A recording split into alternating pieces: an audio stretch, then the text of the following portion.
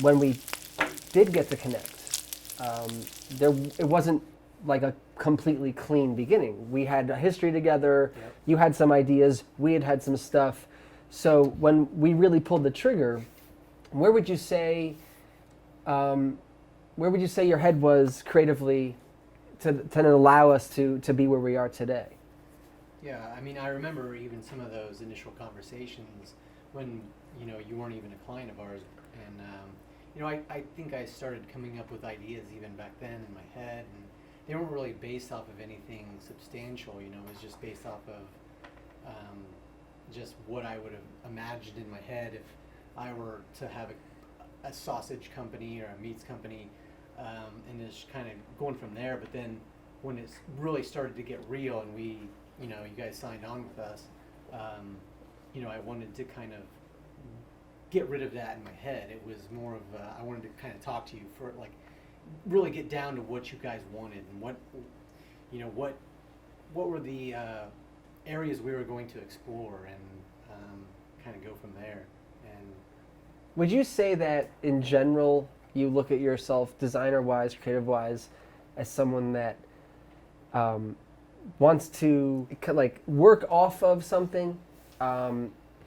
Like what you've done with our brand is taken things that existed, taken ideas, imagery, and brought them to a place that could not have existed without your influence, but at the same time, the elements are kind of there without you. Would you look at yourself as a designer that thrives in that moment, or would you say that this is how you approach this project, and whatever you might do subsequently, it doesn't always follow the same kind of path?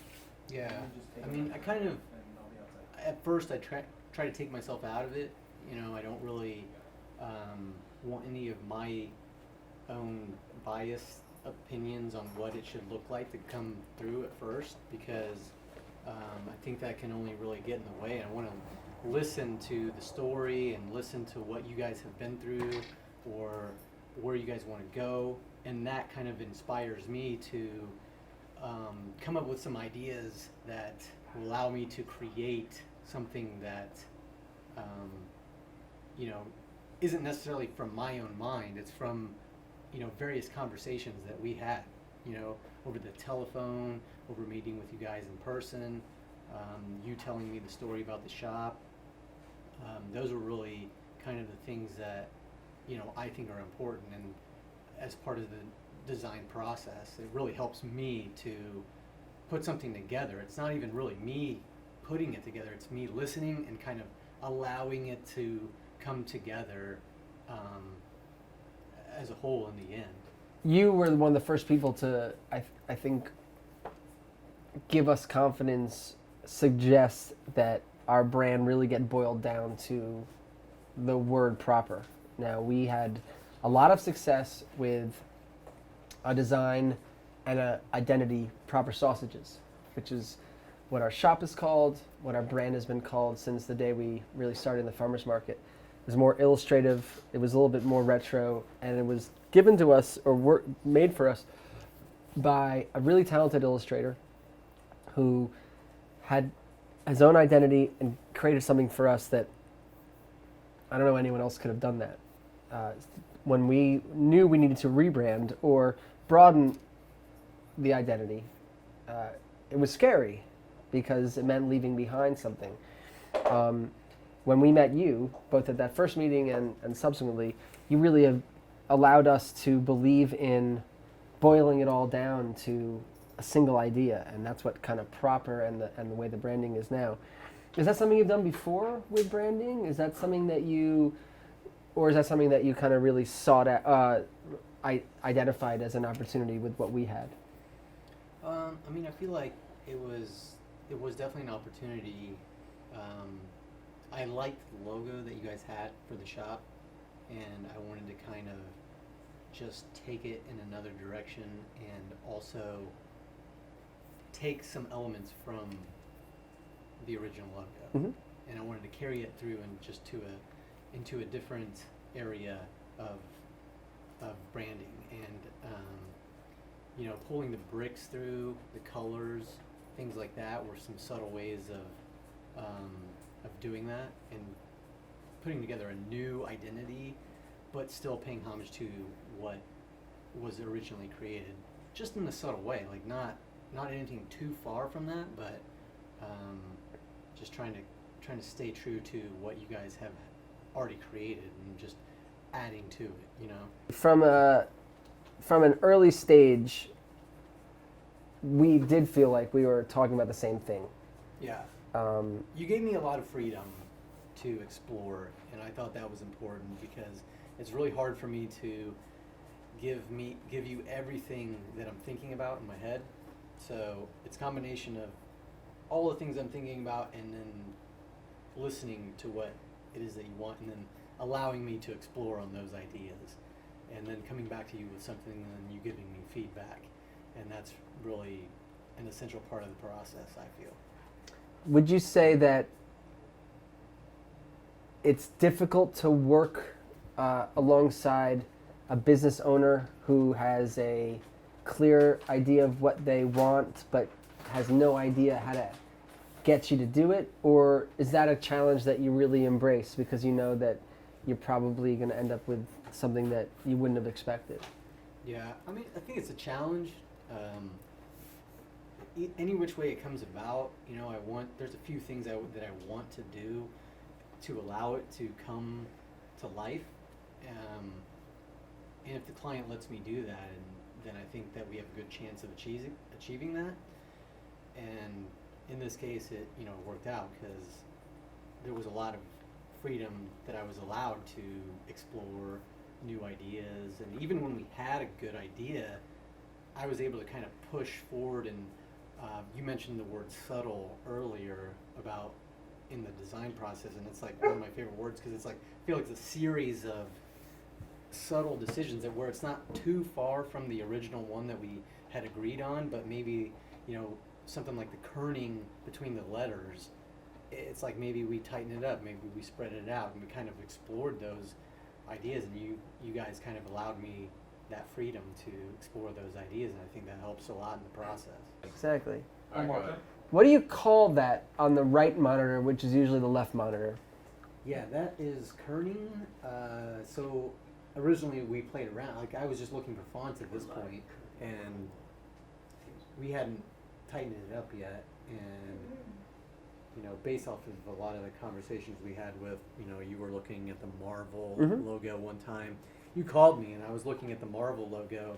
No, you were looking at the Marvel logo. I was looking at the Supreme logo. That's right. When you called me, I was on the phone, and I was like, at that point, I was like, oh man, we're kind of like, we're really close to being on the same page. Yeah. So, and then you started talking about how, you could see some imagery through the logo, and I was telling you that it's because of the kerning, it's kerned tightly that it becomes one image. And that was, I started looking at fonts, and I knew I was going to probably play with that element throughout, but that's kind of like where we were before, and I don't have any examples. See, I'm even starting. This is a different font. Yeah. And No, it's fun to see them. Exploring this stuff, Some of these fonts below are more like, some of those fonts do blow. We talked about. This was more similar to the branding that you had before. It's more of on an angle. It's more etched, and we're kind of just exploring. Sometimes I don't want to take you too far. It's almost away from what serifed. you had. It's almost the little points on like edged a little bit or something. We talked about ideas for that, and some like see here's this one's kerned loosely, this one's tightly. We even tried stuff like this. It's like this is our. We call it. What do you call this in the industry? A spirit board? An inspiration board. Mood board. Spirit board. Mood board, inspiration board. You can whatever you want. Spirit board. We'll call it a spirit board. Yeah, spirit board. But we kind of talked about these kinds of things, and some of them were brought by Freddie, and some of them I kind of was looking at. I was like kind of looking at a lot of the awareness campaigns from like the 70s, 80s, just for bold messaging, and just looking at it, it's like we went through a little bit of a propaganda ideas. I was just looking kind of at inspired by that. Not that we were trying to make it look exactly like that, but just this little subtle call to action within the. we were really on the same page from an early, and it was This is how you get there. when I it think, came too. to It's working like with you gotta- guys. That was when we knew that we had, the difficulty in making the decisions to postpone some other processes we had started. It was when we were having these conversations that I knew we had made the right decision. Yeah. And having this in place, like putting this together, also kind of allows you to check yourself too. Like sometimes we have ideas that we want to explore, and then we execute on those ideas and take a look at them and reference them according to what we originally thought, and then look at it and does it match up? Is this kind of the idea that we want to go with? Do you look at it as a different challenge, more difficult, less difficult, or just straight up different when you know the design is about something that's sort of text-based? Here we are, we're looking at a lot of things where the engine for the marks are within the words, as opposed to within a graphic design. Yeah. Is that something that you look as a different challenge in difficulty-wise? Is it something that is just kind of depends on the job? You're going to go one way versus the other? Yeah, I think it depends. It depends. I think every